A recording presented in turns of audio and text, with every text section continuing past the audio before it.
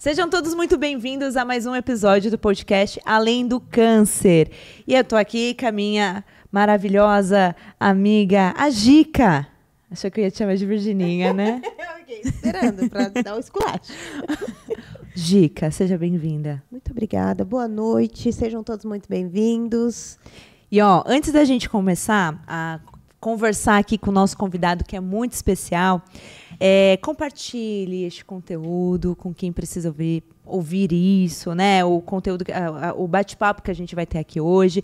Curta este vídeo, se inscreva no nosso canal, porque quando você faz isso, as plataformas digitais, elas entendem que esse conteúdo é relevante e ela vai entregar para muito mais pessoas esse conteúdo aqui. E a gente sabe que hoje, no Brasil, a gente tem mais de 600 mil novos casos todos os anos e a tendência é que até daqui a 2 anos a gente quase bata aí o recorde de 700 mil, mais de 700 mil novos casos. Né? Então, é muita gente. Se você não está passando pela jornada do câncer, provavelmente você conhece alguém que esteja passando por isso. Então, compartilhe, porque quando a gente se sente representado, a gente se sente mais seguro. E informação cura. É isso. Quem está aqui com a gente hoje? Olha, tô super emocionada, viu, Aldo? Gente, hoje ela não se aguenta. Porque assim, sabe? Quando você é atleta e vê uma referência aqui do seu lado, você fica inspirada, Aldo. Gica, mas antes disso, vamos falar para os telespectadores e para os nossos ouvintes não esquecer de se cadastrar na Oncolife Care. O QR Code vai estar aqui na tela. Se cadastra lá, é uma plataforma digital onde a gente faz a ligação entre pacientes e familiares oncológicos com profissionais especialistas em câncer. E para você, profissional, que queira se cadastrar e fazer seus atendimentos na plataforma, entra lá e se cadastra, tá bom? É isso. Basta abrir a câmera do celular e apontar aqui para o QR Code, tá bom? Vamos lá. Quem está aqui com a gente hoje é Aldo Anselmo Galo, que para quem é da calistenia como eu, conhece como Galo. Ela é íntima. Ela faz a intimidade dela. É um atleta calistênico, iniciou no esporte aos 50 anos e aos 59 se tornou campeão brasileiro. Tá vendo, gente? Tô falando.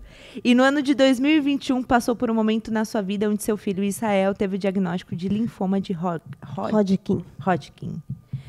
Aldo, seja muito bem-vindo, viu? Obrigado pela oportunidade, é um prazer enorme estar aqui conversando, batendo esse papo, falando sobre essa experiência que foi muito marcante na nossa vida.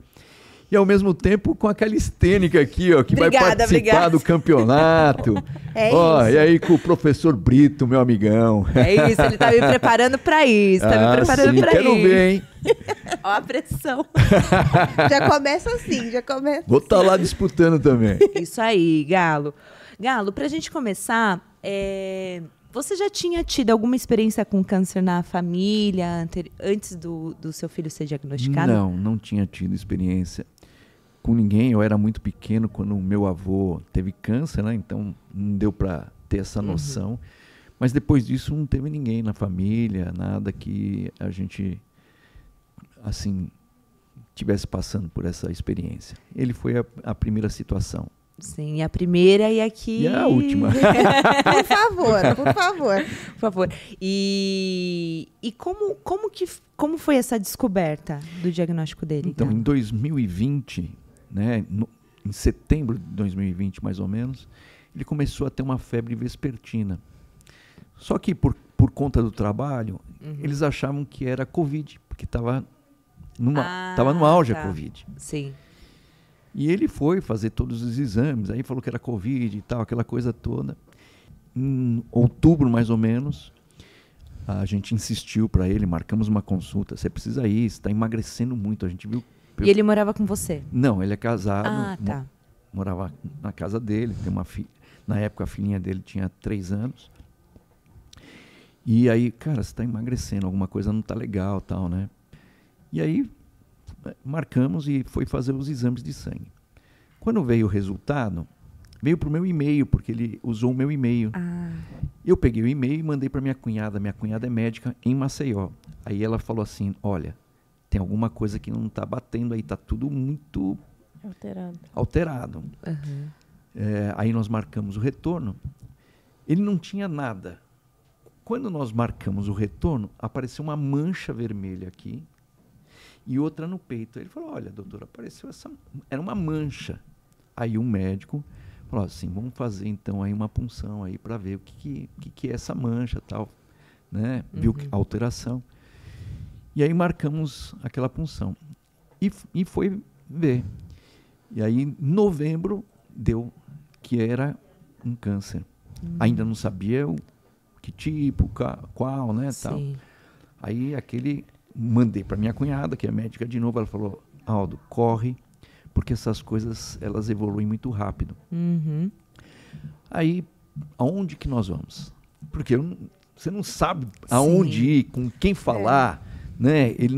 Eu tenho plano de saúde, mas ele, depois que casou tudo, trabalha numa empresa, mas não tem plano de saúde e tudo. Aonde nós vamos? Aí eu lembrei que tinha uma amiga da nossa comunidade, né?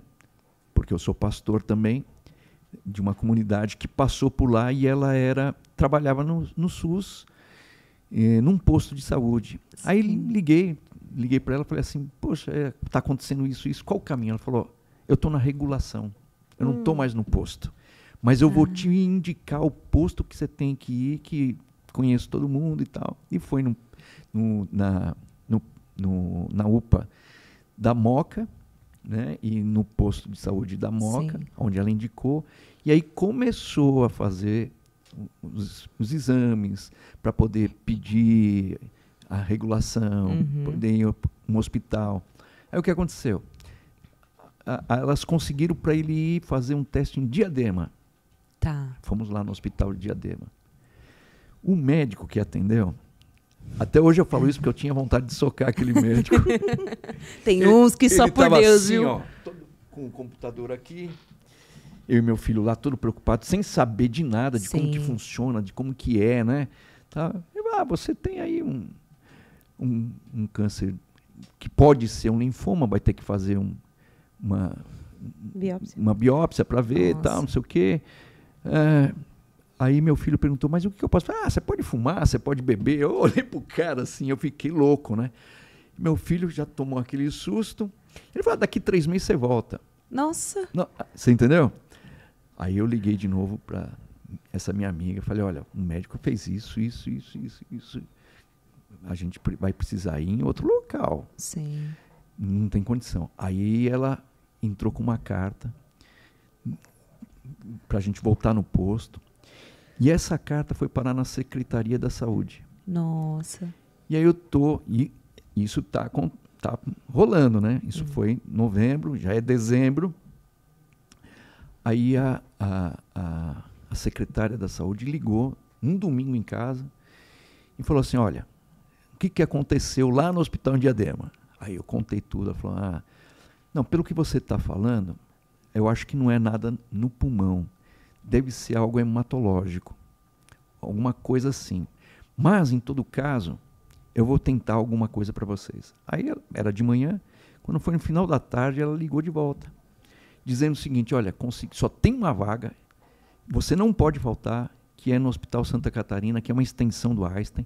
Você vai passar para ver se é questão do pulmão, mas lá, se não for, eles já vão te encaminhar. Só que, nessa período, marcou para janeiro. Aí, dia 29, ele teve um infarto. Nossa. Na minha frente, né? Porque era um mediatino. Cresceu muito. E aquela correria. E os exames eram só em janeiro. Nossa. Então, até chegar lá, ele teve vários desmaios, né? Mas quando chegou, entrou aí o médico que era especialista em pulmão, né? Câncer de pulmão, olhou e falou assim, não é mesmo, e já vamos, porque o que aconteceu? Nesse meio tempo, então, a gente pagou, né, para um médico, que era do hospital, o alemão, o Oswaldo Cruz. Ele falou assim, olha, vai ficar, na época lá, foi com uma grana boa, mais de 6 mil reais, tal, entre fazer aquela punção, porque ele teve que tirar um pedaço do pescoço para ver, confirmar o que era, né? Então, o que aconteceu? A gente fez tudo isso, levantamos uma grana, fizemos, E quando chegou nesse médico lá do Einstein, que estava atendendo, que ele viu os resultados, ele falou, não, isso não tem nada a ver com o pulmão, já vou te encaminhar para aquele... Para hematologia. Hematologia. E foi o que aconteceu. Aí, marcou para depois de 15 dias. Quando a gente chegou lá para fazer os exames, a gente foi para fazer o exame, despreparado. Aí o médico falou, você não pode sair daqui, você pode morrer na rua aí com um infarto, aí o seu coração está comprimido. Aí já tomamos aquele susto, ele já ficou, e aí tirou 1 litro de líquido do coração, porque estava aquela inflamação, tudo. Ficou lá no hospital uns 4 dias fazendo essa punção, tirando o líquido. E aí começou a nossa história. Caramba! Depois daí, aí vem a quimioterapia, vem... A gente fala que o linfoma, ele é muito... Eu acho que a hematologia, no geral, assim, é muito cruel, né? Porque nunca é uma doença focal, né? Na hora que você vai ver, ela já está no corpo todo. Principalmente o linfoma é o sistema linfático do nosso corpo. Então, assim, normalmente é mediastino e região... Então, a dele pegou o pescoço, mas quando a gente fez o PET scan, tinha do pé até na cabeça. Nossa. Escroto, tudo que você pode imaginar tinha o câncer, né? Tanto é que ele fez quimioterapia, aí depois fez o PET scan, ainda não tinha resolvido, voltou para uma quimioterapia mais forte, aí não resolveu, foi para a radioterapia. Aí quando acabou a radioterapia, que a gente foi ver, aí tinha realmente... Porque foi cessando, mas no mediastino ainda insistia. Aí a rádio que também é algo muito complicado, porque ele teve um derrame do pericárdio, nessa jornada. Nessas coisas todas, teve um derrame do pericárdio, né? Que foi quando teve essas... E aí a rádio era bem em cima do coração. Então podia complicar, tal, né? Então tinha que acertar o ponto certo, o lugar certo. Foi bem desafiador, né? Desafiador. E foi quanto tempo de tratamento? Foram 2 anos de tratamento. 2 anos certinho de tratamento para vencer o câncer. Literalmente, né? Literalmente. E hoje ele faz só acompanhamento. Só o acompanhamento. Já fizemos 1 ano, né? Já foi um diagnóstico foi em março, abril de que estava curado, e já fez 1 ano que ele foi fazendo de 3 em 3 meses, agora mudou para 4 em 4 meses a gente fazer os exames. E ele permanece pelo SUS? Permanece pelo SUS. Aí, tá vendo? Não, eu vou dizer o seguinte, que aquele hospital salvou a vida dele. Né? E a estrutura toda que tem ali, nossa, foi... Os médicos, né, excelentes, lotado, você tem que ficar ali, você tem que aguardar, fila, tudo. Então eu que levava ele, chegava lá 6h40 da manhã, saía 1h30, 2 horas da tarde. Às vezes ele não queria nem comer, não queria nada, porque ficava aquele mal-estar. Sim. Tanto é que quando acabou a rádio, que a gente pediu para a gente voltar lá, a médica falou, ele chegou e falou assim, pai, eu vou falar, se tiver que passar quimioterapia de novo, eu não vou. Nossa, e como é para um pai receber isso? E é aquele momento, né, que ele é um adulto, ele responde por ele mesmo. Exatamente. Aí é outra coisa também, e entra a parte do familiar egoísta, no sentido de a gente quer fazer de tudo para curar, mas a gente não sabe o que ele está passando. Não, ele assim teve muitos altos e baixos, muitos, né? Nesse meio tempo ele ficou bem desnorteado, vamos dizer assim, né? Então tinha dia que ele saía e voltava só de madrugada. Nossa. E aí a esposa, né, acabou deixando ele. E a gente trouxe ele para casa. Depois que ele curou, eles reataram. Achei aquilo uma covardia, mas tudo bem. Ele é apaixonado por ela, tá tudo certo, a netinha tá lá. Então a gente trouxe ele para casa, ele ficou praticamente 6 meses em casa. Sim. Né? E nesses altos e baixos, né? E tinha dia que ele vinha falando, pai, eu vou desistir, porque é pesado. É pesado, né? E ainda mais a rádio, né? Que muita gente chega e fala que a rádio é até pior que a químio, né? A pele fica machucada. Sim, e como ele fazia das costas para frente. Então as costas ficou tudo queimadas, assim, passava creme e tudo, mas não adianta. Ele fez o quê? Umas 30 sessões por aí? Ah, fez bastante, viu? Fez bastante. Ainda bem que foi no Einstein mesmo, não foi no Santa Catarina. Eles têm essa extensão, a gente fez toda a rádio lá no Einstein. Nossa, que legal, né? Foi muito legal. E que bom saber ter essa informação de que existe, porque a Gica sempre fala, né, que o SUS ele é excelente. E teve uma parte do tratamento do meu pai que ele também teve que fazer pelo SUS, porque só o SUS oferecia ali o medicamento de alto custo que ele precisava e tal. E o SUS é excelente, né? Eu vou te dizer que nesse aspecto é, às vezes, melhor que algum plano de saúde. O problema é entrar. A questão é que é esse caminho. Porque tem que ser pelo posto de saúde, você não consegue ir por outro lugar. Depende do posto de saúde, porque tem que ser aquela pessoa, um médico que estiver ali, que realmente vai... Né, a médica fez um histórico, uma carta explicando detalhadamente tudo que ele tinha, que estava sentindo. Então, depende desse diagnóstico da médica para ir para a regulação. Aí, quando chega na regulação, eles vão ver vaga, vão ver hospital. Mas depois que você entra no hospital, aí acabou. Mas essa espera, principalmente para ele que estava comprimindo o coração, essa espera que teve um derrame do pericárdio, essa espera foi ruim. Tudo. Nossa. Porque quando foi para lá, ele foi aí teve que cuidar do coração, cuidar do câncer e do coração, né? E até hoje ele faz acompanhamento tanto com a hemato quanto com o cardiologista. Isso. Imagina. A gente fala que, às vezes, na fila do SUS, né? Vamos falar o português, claro.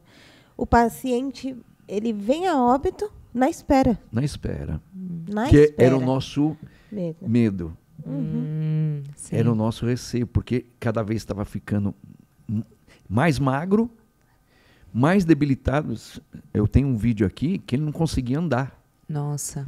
Ele ficou tão debilitado, ele não conseguia caminhar, tinha que praticamente carregar ele, de tão frágil que ele ficou e com aquela dor no peito que não sumia nunca, né? Então, aí você tem que esperar. Daqui um mês, nossa, aquilo lá te mata. Como daqui um mês ele tá... 30 dias é muita coisa. É muita coisa. E você acordando já pedindo, né, assim, ali na tua fé inabalável de mais um dia. E eu descobri uma coisa esses dias, isso é recente, que, por exemplo, igual o Aldo falou, tem que entrar pelo postinho de saúde. E tem que ser o postinho de saúde do seu bairro. Você não pode buscar um postinho do bairro do lado, porque não vai dar. Tem que bater com o seu endereço. Senão eles não te põem, eles te voltam para o posto de saúde. Aí você volta para estaca zero. Aí você chega no postinho do seu bairro, cara, tá lotado. E aí? Não, posto você tem que ficar...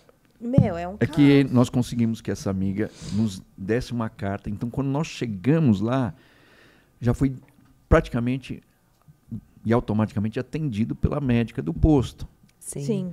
Porque o que acontece? Você vai chegar no posto, você tem que... Não que a gente não ficou na fila para entrar, mas você tem um monte de pessoas que vão te ver primeiro, o clínico geral, não sei o quê, para depois você chegar. Entendeu? E nós já fomos mais ou menos que direto. Mais direcionado, né? E mais direcionado, e demorou praticamente fazendo a linha do tempo uns 2 meses para ele chegar no hospital. Chegar no hospital. Quase 3 meses. E só para eu entender, porque... Aldo, não sou da área da saúde, tá? Sou calistênica. Ela é calistênica. Mas eu não sou eu vou torcer para ela lá. Por favor. Não, nesse campeonato eu não vou competir, mas no ano que vem... Bora! Olha, tem que ir. No ano que vem, vou estar lá de... Como que é? Líder de torcida lá. O linfoma, ele é pelo... Sistema linfático. Que é pelo sangue, né? Isso. Quando o coração dele estava comprimindo, é pelo... A massa, não, o mediastino. É isso. O mediastino é esse ossinho bem no meio do tórax. Ah, tá. E a massa tava bem nesse. Então, nesse tem uma coração. membrana aqui. Você entendeu? Que é um linfoma, a né? parte da linfa. Entendi. Da linfa, ela tem aqui, que cobre o coração. Então, o líquido, ele ficou comprimindo, como ele inflamou, ele encheu de líquido, ele começou a... Tanto é que o coração dele, o coração tem essa batida, o coração foi fazendo assim, foi... Parada. Então, o que aconteceu? Por isso que deu a parada, porque ela pressiona tanto que tem uma hora que ele respira, fecha e... E não vai. Não vai. Entendi. E quando ele parou, Aldo, você socorreu em casa sozinho? Sozinho, sem saber nada. Nossa. Fui lá fazendo massagem no pulmão e foi. Aí, quando ele deu uma assim, a gente tinha chamado a ambulância não chegou, meti ele no carro e fomos para o hospital. Só que, hospital, nós fomos para a UPA. Uhum. Chegou na UPA, deu lá um atendimento básico e vai embora para casa. Que desespero. Nossa. Exatamente. Que desespero. Entendeu? E eles nem mesmo sabendo que ele tinha tido um infarto, eles nem direcionaram também. Não, ele ficou lá em observação. Como ele já estava acordado. Tá tudo jóia, tá bem, tá, pode ir embora. Aldo, agora, assim, a gente recebeu um convidado aqui que ele também é paciente oncológico, né? E ele falou uma frase muito interessante. Ele falou assim: eu dei graças a Deus que eu era o paciente, porque se eu fosse o meu familiar, eu não ia aguentar. E eu também sou familiar de paciente oncológico. Como foi para você? O que te segurou em todos esses momentos? Deus, em primeiro lugar. Né? Depois, a calistenia, parece que não, mas ela deu uma ajuda muito grande. Por quê? Quando nós soubemos, eu tinha um campeonato, o primeiro campeonato brasileiro que eu ia participar em Brasília, né, que começou a ter até um ranking. Legal. Então eu ia participar. E aí quando deu esse resultado, né, quando deu o diagnóstico, eu falei para minha esposa, não vou mais, Sim. não tenho cabeça para isso, tal. E aí meu filho, ela, né, meus filhos, todos eles falaram, não pai, você vai. Quantos filhos você tem? Eu tenho 3, eu tenho uma filha mais velha que ele, tenho ele e tenho o caçula, legal. que tem 24 anos. É a Raspinha. Que é calistênico junto comigo. E aí, não, vai e tal. E fui. Aí quando chegou em Brasília, né, tem um Danilo que é da calistenia, que é um dos juízes, que é amigo, psicólogo também. Aí ele me puxou de canto e falou, Aldo, você já é um vencedor. Você vai passar por isso aí. Aí fui. E aí, acho que a galera ficou sabendo, o organizador ficou sabendo. E fiz mesmo, e fiquei em 5º lugar, né? E só menino, né? O único velho era eu. Não, e eu vou te falar que a calistenia, como trabalha todo o corpo, né? Você precisa de uma concentração. Sim, você sabe. Sim, eu sei. Gente, eu sei, não vai dando corda pra ela, não. Mas precisa mesmo. Mas precisa, porque senão... Você trabalha tudo, né? Você tem que concentrar. E eu consegui ficar em 5º. Aí, no final, né? Aí ele falou da minha situação. A galera ficou em pé, aplaudindo. Foi muito legal. Que bacana. Aí eu falei assim, não, eu vou disputar um campeonato e vou trazer um troféu para o meu filho. Porque ele estava muito, muito abatido. Então, eu queria dizer para ele, olha, a gente pode, a gente consegue, né? E foi em 2022, no final de 2021, que a gente foi para o campeonato, que eu fui para o campeonato de Paulínia, o primeiro que teve, Copa Paulista, né? E aí eu disputando com os meninos de novo, e eu fui mesmo para vencer, né? Treinei para isso. Sim. E venci. Fiquei em primeiro lugar no campeonato e trouxe o troféu, dei para ele. Que bacana. E nada mais significativo do que esse troféu, né? Que realmente teve um motivo, um impulso maior, além do esporte. Sim, aí isso foi, né, porque imagina, você, de 15 em 15 dias eu ficava com ele no hospital, de manhã até a tarde, depois na volta ele vinha Às vezes a gente almoçava junto, porque ele estava... Falou, pai, eu vou comer porque depois eu vou pôr tudo para fora, então vou aproveitar para comer agora. Mas às vezes ele não conseguia nem sentir o cheiro da comida, mesmo depois da químio, né? Sim. Então a gente tinha que fazer alguma coisa, né? Algo que nos ajudasse. E a gente está falando dessa questão da confiança, né, Aldo? Eu te falei isso porque eu percebo que quando eu tô com a cabeça meio usureta, eu não consigo fazer meus movimentos. Ai, gente. Não, mas é sério, é verdade. Isso é verdade. Aldo, eu te falei, eu não sou capaz de fazer calistenia por um único fato. Eu não sou equilibrada nem andando na rua. Se mandar eu me pendurar em algum lugar, é uma fratura exposta. Mas eu falo que a calistenia, muito além de equilíbrio, é confiança, Sim. que você tem que confiar, e concentração e foco, porque senão você... Vou fazer uma pergunta pra você que eu nunca fiz, Dica. Pode falar. Por que você começou a fazer calistenia?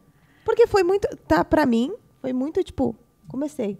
Porque foi justamente por causa que eu peguei Covid em 2022 e eu fiquei muito mal. E eu quase morri. E aí o médico não sabe por que eu sobrevivi, lembra? Você acompanhou. E aí eu falei assim, pô, se o meu corpo foi capaz de me ajudar a lidar com uma doença que ninguém sabe exatamente como pega, como funciona ainda, né? Então eu acho que tá na hora de eu valorizar um pouquinho mais ele. E aí eu vi que na calistenia era justamente isso, era o equilíbrio, a confiança e a sua autopercepção sobre quem você realmente é. Porque te dá toda uma consciência corporal, uma né? consciência do corpo. Por exemplo, você vai fazer a bandeira, né? Que eu faço a bandeira, você usa o dedinho do pé. Porque você tem que travar ele. Você tem que... Só que... Qual que é a bandeira, gente? Corta para... Bandeira é você ficar assim, ó. Segurando reto. Eu ainda não faço. Então, é boa. O que acontece? Você tem que ter uma concentração. Por quê? Porque você pensa onde você vai pôr a força. Não é uma força desmedida que você não sabe o que está fazendo. Não, você está concentrado onde você vai pôr a força. Né? Então, e isso, em todos os movimentos da calistenia, você precisa fazer isso, né? Exatamente. Então, foi por isso que eu comecei. Porque eu quis ter maior consciência corporal. Então, isso foi uma das coisas que me ajudou a superar, porque minha esposa falou assim, olha, ela fez tudo, ela fazia tudo, ajudava ele e tal, mas ela não tinha estrutura para ir para o hospital. Entendi. Porque no hospital você vê... você vê que é você e mais um monte. Entendeu? Ela não tinha estrutura para ficar com ele, então eu ia e ficava eu com ele, né? E assim, para ele foi bom, porque não foi algo feminino, foi o pai, né? Que muitas vezes ele vinha chorando mesmo, literalmente, né? Nossa. Eu imagino porque a mãe ia chorar junto, não ia falar nada. Mas ele ia ter que dar suporte para a mãe. Né? Exatamente, né? A mãe ia chorar junto. Eu falo que muitos linfomas a gente vê que é muito paciente mais novo, mais jovem, né? Que tem linfoma. Ele estava com 28 para 29. Então, e é paciente mais jovem, normalmente, que tem linfoma. E o linfoma, ele é 880. Ou ele vai muito bem no tratamento, ou ele leva o paciente muito rápido. Isso é fato. Eu falo por experiência de rotina mesmo, de estar... Eu ainda atuo na área, né? E aí, cara, às vezes a gente fala... O linfoma é cruel por quê? Muito câncer, por exemplo, o câncer de mama. Tem um nódulo na mama, é palpável e tal, mas ele está dentro da mama. Difícil, há alguns casos que ele exterioriza. O linfoma não. O linfoma cresce... O linfoma machuca. Exatamente. O linfoma dói, o linfoma faz ferida. Entendeu? Aí o paciente tem que lidar com a quimioterapia, com a radioterapia, com a dor local, porque dá uma dor local absurda. É de morfina para cima, de medicamentos. Nossa. É que não dá, se tivesse como pôr as fotos aqui, no peito, que é no mediatino assim, ele, vamos supor que tem essa curvinha, ela fez assim, ó. Nossa. Aqui no pescoço fez assim. Então, e aquilo fica vermelho de inflamação mesmo. Então, ele se queixava demais de dor. Demais. E depois desincha. Tem uma medicação que é o rituximab. Normalmente a gente fala que ele tira com a mão o inchaço. Só que tem o outro lado da moeda. ele vai muito bem no tratamento com o rituximab, o linfoma. Porém, se o paciente não responde bem ao rituximab, aí vai para outras medicações, que demora muito para desinchar. E aí, o demorar para desinchar, inflama, faz ferida. Porque, às vezes, a pele está tão edemaciada, tá tão... Sabe quando você tá com a pele oleosa, ao ponto de ficar brilhante? A ferida fica brilhante o tempo todo, então você imagina. Nas pernas ficou cheio de hematomas, assim. Nossa. Por causa do linfoma, das plaquetas, nas costas. Né? Então, foi bem... Judia muito. No caso dele, ele só não veio a óbito exatamente porque foram 3 meses. Se demorasse mais um mês, eu acho que ele não resistiria. Por causa do tamanho que estava. Nossa, sim. E ainda pegou numa região muito ruim, né? Muito ruim. Entendeu? E cogitou-se a ideia de fazer transplante de medula? Não, porque eu acho que não foi... O linfoma só vai para transplante normalmente quando evolui tipo muito, muito mal, e o paciente já vai, tipo assim, últimos casos, que nem é normal, nem é protocolo de linfoma fazer transplante. Só quando ele evolui a doença, que aí às vezes algum linfoma pode virar uma leucemia. Tá. Aí já é outra história, aí não tem o que fazer. Por isso que ele tem que ficar sempre checando o sangue, né? Para ver como é que está, acompanhamento. E depois, quando está fazendo a rádio, principalmente eles fazem bastante acompanhamento para ver como é que está. Né? Então, a questão da rádio maior é porque a gente, mais uma vez, falando que a rádio, o povo acha que a rádio é mais tranquila que a quimio. Não é. E a rádio dá uma queda nas plaquetas muito grande. Bastante. E aí o risco de sangramento durante o tratamento, de hemorragia mesmo, é enorme. Aí o paciente fica anêmico, aí tem que fazer transfusão. Aí para a rádio para fazer transfusão. No caso dele, teve que tomar vitamina, tudo, porque várias vezes o sangue estava baixinho. Anemia, estava com um pouco de anemia. E ele fez quantas químios? Químio, ele fez 6 meses, aí deu uma parada de 2 meses, fez mais 6 meses, quase, na verdade deu 7 meses, na outra também 7 meses, aí depois foi para a rádio. Né? Aí na rádio, quando acabou a rádio, tudo, que a gente voltou, no primeiro exame de PET scan ainda não apareceu muito, aí a doutora que atendeu na época falou assim, ainda eu acho que vai... Não, foi aí que ele falou, não, então, pai, eu não vou fazer mais, não. Mas o resultado não tinha saído ainda. Aí fez um outro PET scan, aí... Respondeu bem. Nossa. E, Aldo, eu vejo que teve vários desafios aí ao longo do caminho, né? Sim. Como que foi para ele e também para vocês como familiares porque pelo que eu entendi, ele é bem apaixonado pela esposa dele atual, né? Como foi quando ela decidiu sair de cena? Foi difícil. Foi, né? Foi. Para ele... porque ele estava vivendo já uma crise, né? Uma crise bem ruim. Sim. Que imagina, ele ia para casa de um amigo e sumia. Mas ele é casado, tem filho. Né? Então, quer dizer, ele entrou nessas aí de vez em quando e ela não concordava. Não concordou, não aguentou. E aí ele passava mal, tinha essas coisas. O que ela dizia? É porque você não está se cuidando, fica na rua. Tal. Começou essas tretas assim, vamos dizer, né? Entendi. Eu entendo ela, por um aspecto, mas eu também entendo que a cabeça dele ficou muito... Né? Ele entrou numa depressão, enfim. Nesse caso, a gente teve que ser aquele apoio no momento. Sim. Né? Apoiar, estar junto, ouvir. E às vezes ele fazia isso em casa, de chegar de madrugada, tal... Né? Aí a gente chegava no dia seguinte, filho, né? Aquela, né? Com todo cuidado, porque já é um homem, né? Também, não dá pra você. Se fosse moleque, eu dava umas cascudas. Não, é difícil. Mas né? assim, mexe, assim, o que eu poderia dizer, o câncer dentro da família mexe com todo mundo. Sim. E assim, né? Minha esposa, né? Que não ia com ele, não acompanhou, já faz 1 ano que está curado. Mas é agora que a gente está sentindo alívio. Sim. Você ainda fica um bom tempo ferido, vamos dizer assim. Fica tenso. Então, é agora que a gente está começando a relaxar, que ele está bem com a família, trabalhando, a netinha. Então, a gente percebe que as coisas voltaram ao normal. Sim. Mas é punk. Todas as vezes que ele vai fazer os exames... Eu vou junto, sou eu que vou junto. E já fica apavorado, né? Ele fica, né? Fica assim, o que será? Mas tá dando tudo certo, graças a Deus. Não tá tendo nada.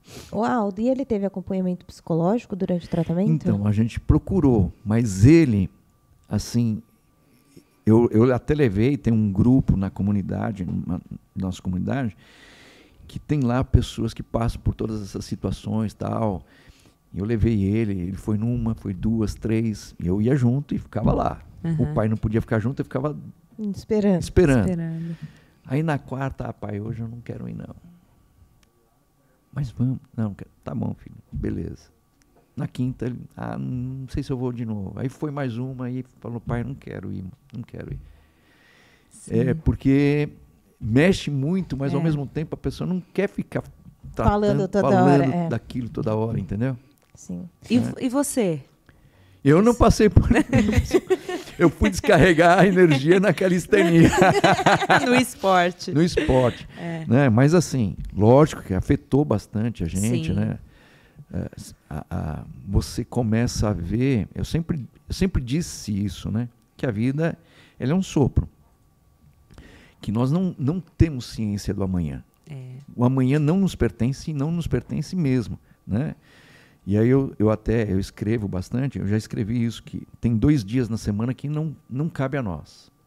O ontem, porque já passou e só pertence a Deus, e o amanhã, que também não cabe a nós, que só pertence a Deus. Então, a gente tem que viver o presente. E aí eu aprendi muito mais que o presente é o abraço, é o carinho, é a palavra, é o eu te amo, é essa dedicação que você traz, é a alegria, é viver o presente, porque nós vivemos muito o futuro.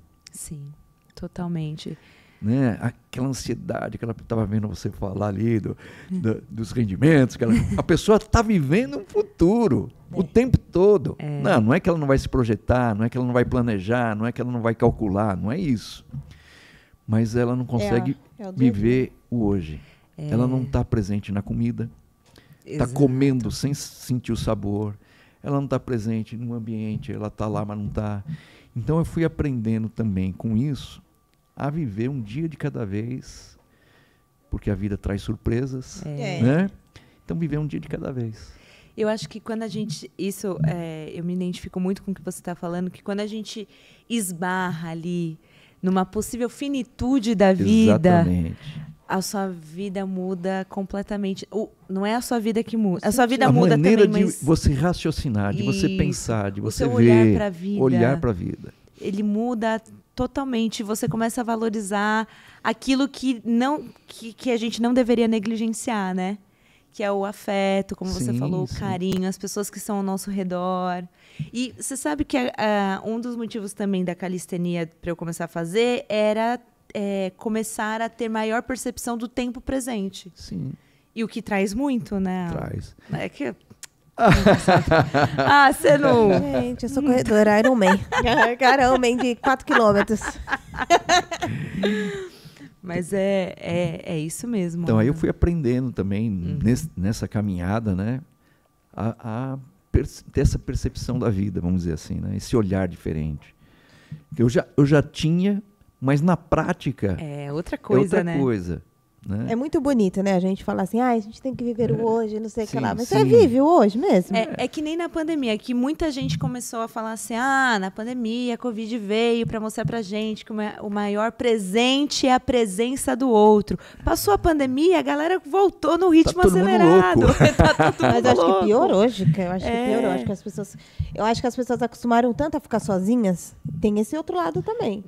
Que não quer mais ninguém. Então aí a gente aprendeu, por exemplo, a gente senta para comer juntos, né? Eu tenho esse hábito também em casa. Quando a gente senta todo mundo, minha filha, meu filho, a neta, nora, a outra que vai ser nora também daqui a pouco, tal. Que legal. Da família toda. Então e minha neta gosta de fazer isso. A gente pega, né? Levanta e faz um brinde. La família. E todo mundo ri e ficamos à mesa, curtindo a mesa. Né? Por quê? Porque é um momento de celebração. Sim. Você nunca sabe o amanhã. Então, estamos juntos, vamos celebrar. Né? Exato. É isso que a gente aprendeu também com tudo isso aí. Nossa. Ô Aldo, e uma pergunta. E a percepção dos seus outros filhos vendo o irmão doente? Eu falo porque eu sou irmã de paciente. Eu imagino como que deve ter sido para ele. A minha filha, que é bem assim, vamos dizer assim, ela acolhedora, ela sofreu bastante. O caçula, ele é mais fleumático, é mais na dele. Então ele sofreu meio que calado. E o caçula morava com você também? Sim, o caçula morava comigo. Então ele sofreu mais calado. A minha filha já espanava. Quando ele fazia essas coisas de sumir no mundo, ela já ficava brava, queria, pai, você tem que fazer. Ela já ligava para ele, né? Ela, colérica, quer resolver o problema. Que eu sou colérica também. Quer resolver tudo, quer abraçar o mundo com as mãos e tal, aquela coisa toda. Você tá maluco? O que você tá pensando na tua vida? Então. E queria até dar ordem na gente do que a gente tinha que fazer, né? É bem assim, né? Controladora. Faz parte do colérico. Então a gente viu que eles sofreram também, né? Mas quando foi a vitória também foi a alegria de todo mundo, né? Essa é que é a coisa, né? E a questão que você estava falando de valorizar o dia a dia, né? Fica para todo mundo, né? Fica. Não fica só para você, para sua esposa, vendo o filho doente, para ele que ficou doente. Que ele, assim, a gente tá falando aqui da família, mas, cara, a gente não sabe o que passou para ele. Não, ele... Para ele deve ter sido, assim, uma loucura na cabeça dele. Novo, sem saber o que fazer, com uma filhinha pequena. Exatamente. E não podia... Ele entrou pelo INSS, ficou sem poder trabalhar, aí pirou de vez, né? Ele queria trabalhar mas ele não podia, porque ó, você vê, ele quis trabalhar. Aí foi ajudar não sei quem, ele subiu a escada, quase morreu, porque falta de ar, né? Tava com aquela coisa toda. Então, filho, você não pode. Nossa. E aí, imagina, né? Passando por tudo isso, ainda ter que ficar de repouso. Tem que ficar parado. Um cara dinâmico, sabe? Muito dinâmico. Sempre foi do comércio, trabalha. Aí tem que ficar ali na miúda. Meu, ele pirou. É, aquela coisa, né? Um cara super ativo, do nada tiram tudo dele. Tirou tudo. De uma hora para outra. Não foi uma coisa assim, eu estava doente, piorei. Não, foi tudo, só piorou. Só piorou. Não ficou bom, ele foi assim, a notícia veio em 2 meses, o diagnóstico, né? É verdade. Foi muito rápido. E quando vocês, assim, diante disso tudo, o que foi mais desafiador, assim, para você? Você olhou e falou assim, putz, isso... O desafiador foi manter ele bem. Né? Esse foi o mais desafiante. Porque ele que, né, perdeu totalmente a noção das coisas, tal, ficou muito mal. Sim. Então, manter ele assim, mais equilibrado... no momento que estava lá, que não conseguia comer, no momento que a esposa foi embora. Então, esse aí foi o maior desafio meu e da minha esposa, lógico, foi sustentar ele nesse momento, né? E financeiramente também, porque ele, né, perdeu praticamente uma grande parte do salário, e aí a gente também teve que ajudar financeiramente, né? Sim. Então, tudo isso ele ficava revoltado, né? De querendo não ter orgulho também. Tal. Então, manter ele firme foi o desafio, foi desafiador. Foi desafiador, né? Porque vocês também tinham que se manter firmes para conseguir. Por isso mesmo, exatamente. Haja calistenia. Haja calistenia. Ela fala da calistenia. Não, e eu ia pro parque, né? Ia pro parque e fazer os exercícios, aí, né, todo mundo sabia, então vem aquela pergunta, e aí, como é que tá? Tudo bem? Não, tá bom, não tá bom, mas eu, né, no parque eu não ficava muito nesse assunto, não, eu ia fazer seu treino e tchau. Buscar os treinos, conversar outras coisas, senão você espana, né? Você também fica com a cabeça zoada, né? Sim, senão você ficar só naquilo, né, você ficar rodando ali naquilo ali, é uma hora aquilo que vai te absorver plenamente, né? Então, saía para essas coisas para exatamente não ficar naquela ciranda ali, de sempre na mesma coisa, no mesmo assunto, né, no mesmo problema. E aí eu encontrava um pouco de força para poder chegar e sustentar ele, fortalecer ele, entendeu? Eu falo que quando a minha irmã esteve doente também, minha irmã ficou acamada, então assim, ia muita gente ver ela, porque ela era muito querida, enfim. Só que tinham pessoas específicas que eu sabia que só estava indo ali para fofocar, sabe assim? Aí hoje ela acordou, nossa, ela estava mais... tipo, semana de quimio ela ficava extremamente pálida. Nossa, hoje ela tá pálida, né? Aí tu via que a vizinhança inteira tava falando que ela tava pálida, sendo que uma pessoa foi lá visitar. Putz, eu queria morrer. Então, por causa dessas coisas, meu filho não queria que muita gente fosse vê-lo. Porque tinha gente que chegava com deixava ele mais para baixo ainda. Então, ele, eu quero ficar, quero só 1 ou 2 amigos, 3 amigos aqui, né? Então, que tem aquela pessoa que olha que a pessoa já tá... Parente, às vezes, que ia lá e... Não, mas esses são os piores, né? Não, cara, que isso aí me mata. Aí ele não queria. Nossa. Não, e a gente fala que teve uma convidada que veio aqui, a Sheilinha, que ela fala que quando a mãe dela esteve doente, ela e os irmãos combinaram o seguinte: antes de entrar na casa, a mãe dela já estava bem debilitada, elas paravam a visita na porta e falavam para a visita: olha, se você vir falar coisa para deixar ela para baixo, sim, não é para falar da doença. Fala de outro, fala fofoca da novela, mas não fala da doença. Você entra. Caso contrário, se você for ficar cara de choro e coisa e tal, nem entra. Ela falou que ela e os irmãos dela começaram a barrar, porque ela falou, cara, toda vez que entrava alguém chorava, minha mãe ficava pior. Então, eu acho que, nesse aspecto, precisa de um cuidado mesmo com a visita, porque, às vezes, a visita, ela na boa intenção, que eu não acredito que é uma intenção negativa, ela acaba deixando a pessoa pior. Então, meu filho, ele tinha uma reserva com alguns, né? Uhum. Então, a gente nem olha, não, tá bem, tá lá. E deixava ele lá para poder realmente ele ficar de boa, né? Tem quando o meu pai estava de cama, já bem debilitado também, porque o meu pai, ele passou mal, recebeu o diagnóstico e ali já estava bem agressivo. E aí chegou a afilhada dele e meus pais moram num sítio, né? Meu pai morava.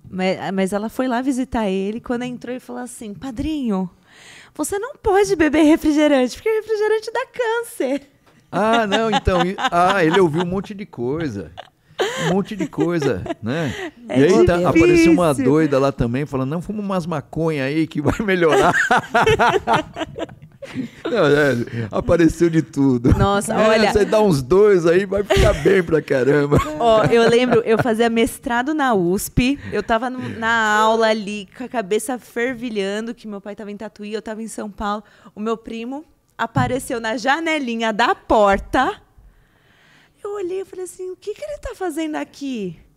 Eu fui lá dele e falei assim, Naná, é o seguinte... Eu tô com 2 baseados aqui. Você leva e dá pro tio. Pois é, não sei... Falei, dá pro tio. É porque confundiram o baseado com cannabis. Né? Cannabis pode até ajudar em alguma coisa, mas eu não creio que num câncer, né? Mas aí apareceu outro com aquelas vacinas, sabe? Que são comprimidos. Olha, comprou uma cartela enorme de comprimido para ele tomar. Toma isso aqui. Aqui meu terapia não resolve, é isso aqui que vai resolver. Eu falei, e ele veio com aquela história pra cima de mim. Eu falei, filho, é o seguinte. Nós estamos com um médico, o médico sabe. Vamos fazer o seguinte, vamos pegar esse comprimido e dar na mão do médico pra ver o que ele acha. Aí ele fala, melhor não, né, pai? Deixa pra lá. Não, mas as crenças, né? As pessoas começam a pesquisar, achar que... A cannabis não, a maconha, né? A erva em si. Dentro da oncologia é um tabu. Por quê?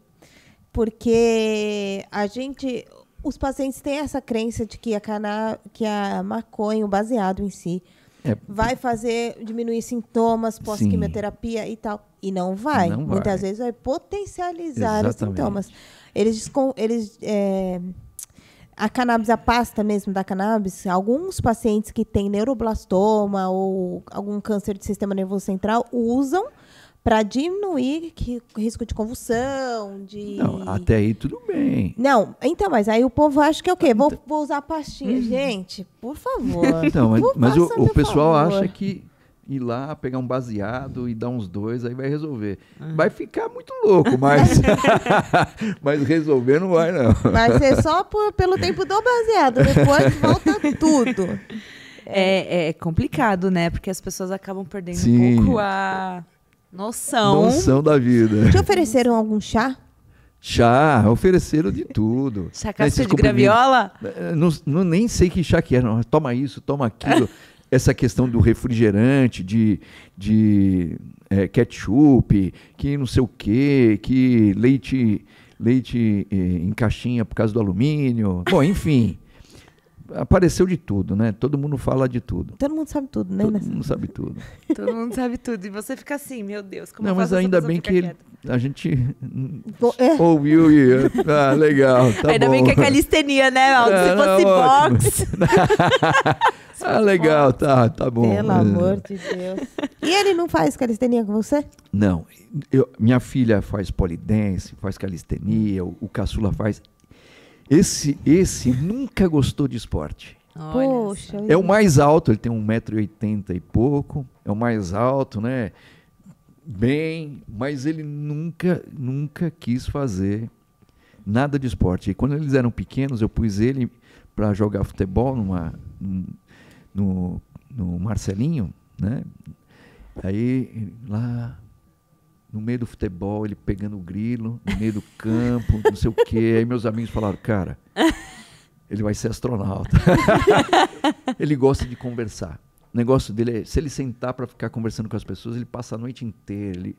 Mas falar para ele, vamos levantar um peso, nossa, aí ele morre, ele não quer. Né? Eu então, entendo. Então, aí ele não faz nada. Os outros fazem. Ele foi o único que não... Ele é o rebelde, ele quis tudo só pra ele. Não, ele é bem assim mesmo. Todo tatuado e bem diferente dos meus. A minha filha também tem tatuagem, poucas, né? Mas ele não, ele é braço, tal, perna, tudo tatuado. Pra mim não tem problema, né? Não tem problema, mas ele sempre foi o mais diferentão, assim, vamos dizer. Ah, que legal, Aldo. Que bom que ver que as coisas agora estão fluindo, né? Sim.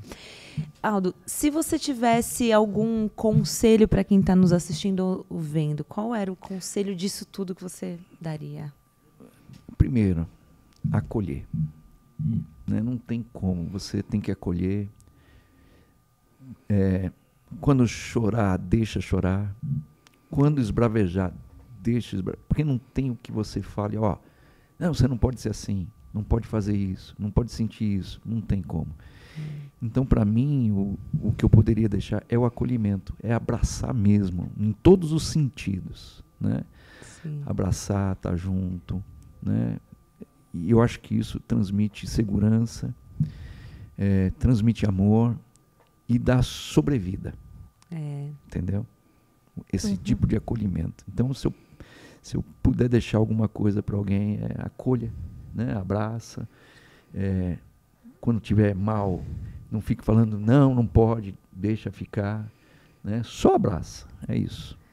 Que às vezes o silêncio é a melhor coisa que se poderia oferecer, né? Tanto é que a gente já tinha uma certa amizade, mas a nossa amizade se tornou ainda maior, vamos dizer assim, né? Ficamos assim, amigos mais parceiros no sentido de confissão de coração, vamos dizer assim, né? Que legal. Então, ele é bem aberto comigo, eu com ele, então ficou aquela coisa bem gostosa. Porque, né, foram 2 anos, de 15 em 15 dias a gente ir lá, né, no hospital. E às vezes, não só de 15, porque às vezes eu tinha que fazer exame de sangue, tinha que ver a questão do coração, então às vezes tinha mês que era toda semana, estava lá no hospital. Né? Nossa. Criou-se um laço ainda mais forte. Confiança, né? De confiança e confiabilidade, né? E olha, nada melhor do que a gente poder confiar, principalmente dos nossos pais, em compartilhar. Sim. Isso é tão difícil, né? Eu vejo que é difícil. Nossa, abriu um leque aqui na minha cabeça que eu acho que eu nunca falei. Mas assim, eu e minha mãe, a gente sempre foi carne, unha, alma gêmea. Só que chegou a fase da adolescência. E eu fui uma adolescência um anjo. Eu imagino. Entendeu? Um anjo. E aí teve a fase da rebeldia e tal. E quando a minha irmã ficou doente... Essa fase nunca passou, né? Quando a minha irmã ficou doente, eu tinha 15 anos. E aí minha mãe falou, olha, eu preciso da sua ajuda. Sim. Aí do dia pra noite eu virei uma adulta, né? Uma mulher, literalmente, de menina pra mulher. E aí, nessa época, eu lembro que quando tudo, infelizmente, minha irmã veio a óbito, quando ela veio a óbito, depois de muito tempo, depois de 1 ano e pouco, a gente mudou de cidade, que a gente voltou pra Santos, que eu morava em Santos. Quando minha irmã teve diagnóstico, eu vim para São Paulo para ela tratar e voltei para Santos quando ela veio a óbito. Quando a gente voltou para Santos, a gente veio uma semana, eu e minha mãe, e na semana seguinte chegou a mudança. E a gente falou o seguinte, ó, da Marília, o que a gente vai querer? É isso, isso, isso e pronto. O resto a gente doou tudo. O que a gente ficou? Nunca me esqueço, era uma caixa de maquiagem que ela amava se maquiar, um diário que ela amava escrever, e uma calça, que era uma calça que, meu Deus, aquela calça acho que ela andava sozinha para tudo quanto é lugar. E a gente ficou com aquela calça, enfim. Quando a mudança chegou, eu e minha mãe tirando as coisas da caixa no quarto, demos de cara com o diário. Cadê a caixa de maquiagem? Sumiu, roubaram a caixa de maquiagem da minha irmã. E a calça. Só que, tipo assim, pegamos, colocamos um do lado do outro, arrumamos todo o quarto e aquilo ficou ali. Nenhuma das duas a gente teve coragem de tirar. E aí, na hora que a gente pegou aquele diário, a gente abriu. Aí abriu bem numa página que ela tinha um blog na época e ela escreveu um texto sobre porquê. E a gente nem sabia daquilo, que ela não deixava a gente ler. E aí era tipo assim... Ela já tinha falecido? Já tinha falecido. Tá. E aí o texto era um texto dela, que ela escrevia. Eu até pensei uma vez publicar isso, quem sabe um dia. Que era assim, era por quê? E ela colocava assim, por que minha mãe tem que sofrer? Por que minha irmã teve que perder a adolescência para eu ficar doente? Tipo, eram uns negócios, tipo, pesados, sabe assim? E aí, no final, ela falava assim, mas não adianta, né, eu perguntar o porquê, eu só tenho que lutar para viver. Nossa. Juro por Deus. Eu e minha mãe, daquele dia em diante, eu e minha mãe, a gente deu tanto valor para nossa presença, sim, que, assim, a nossa união, a gente já era unida, mas teve a parte da rebeldia. Mas, assim, a nossa união ficou tão grande que hoje a gente brinca, a gente é igual amiga já.